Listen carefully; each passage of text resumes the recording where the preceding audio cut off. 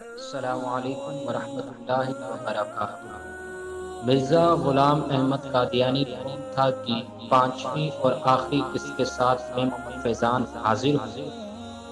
پچھلی قسطوں میں آپ کو بتایا جا چکا ہے کہ اس نے کون کون سی گستاخیاں کی اللہ تبارک و تعالیٰ کی شان میں، نبی کریم صلی اللہ علیہ وسلم کی شان میں، قرآن کریم کی شان میں اور تمام انبیاء کرام علیہ السلام کی شان میں۔ اب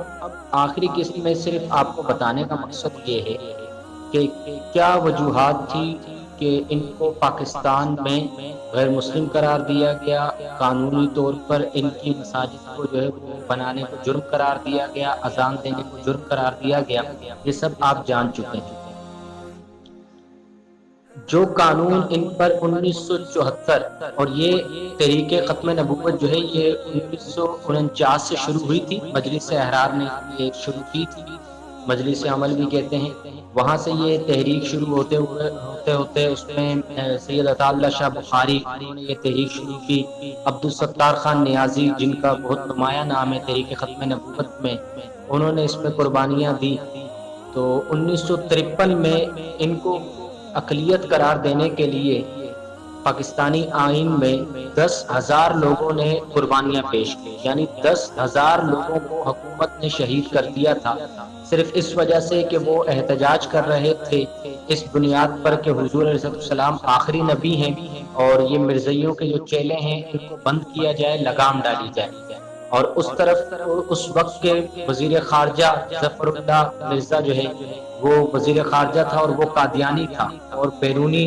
ملکوں میں بھی وہ قادیانیوں کا پرچار کر رہا تھا، اس کی تبلیغ کر رہا تھا، اس کو ہٹانے کے لیے بھی دھرنے دیے گئے، اس کے ہٹانے کے لیے بھی جو ہے احتجاج وغیرہ کیے گئے، جس کے لیے پھر بعد میں 6 مارچ 1953 کو مارشل لا لگا دیا گیا اور نہتے اور بے قصور مظلوم لوگوں پر، معصوم لوگوں پر جو ہے وہ گولیوں کی بوچھاڑ کی گئی۔ 10,000 فدایان ختم نبوت نے اپنی جان اس راہ میں قربان کر دی۔ اس کے بعد یہ تحریک وقتاً فوقتاً چلتی رہی اور پھر بالآخر شاہ احمد نورانی کی قیادت میں 1974 کو ان کو غیر مسلم قرار دے دیا گیا، اور پاکستان کے بالخصوص ان پر 2 قانون جو لاگو ہوتے ہیں، B-298، اس قانون کے مطابق احمدی پاکستان میں مرزا غلام احمد کی بیوی کو ام المؤمنین نہیں کہہ سکتے، اس کے گھر والوں کو اہل بیت اور پیرے کاروں کو جو ہے وہ صحابی اور جانشین کو خلیفہ نہیں کہہ سکتے، یہ جرم ہے۔ اگرچہ چھپ چھپا کے وہ لوگ کہتے ہیں، دیگر ملکوں میں وہ کہتے ہیں، لیکن پاکستان میں اگر وہ کہیں گے تو ان پر FIR درج ہوگی۔ اسی طریقے سے دوسرا قانون C-298، اس قانون کے تحت، اس شک کے تحت احمدی یا لاہوری گروپ جو بھی ہے اپنے آپ کو براہ راست یعنی بالواسطہ ہو یا بغیر کسی واسطے کے ہو مسلمان کہیں،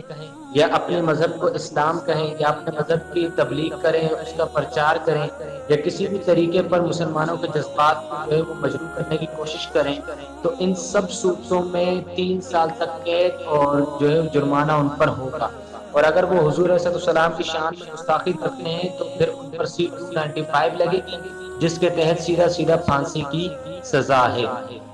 آپ سب کو بتانے کا مقصد یہ ہے کہ آپ سب کو پتا ہونا چاہیے کہ وہ غلیظ انسان کون تھا اور آخر میں اس کی موت کیسے ہوئی۔ وہ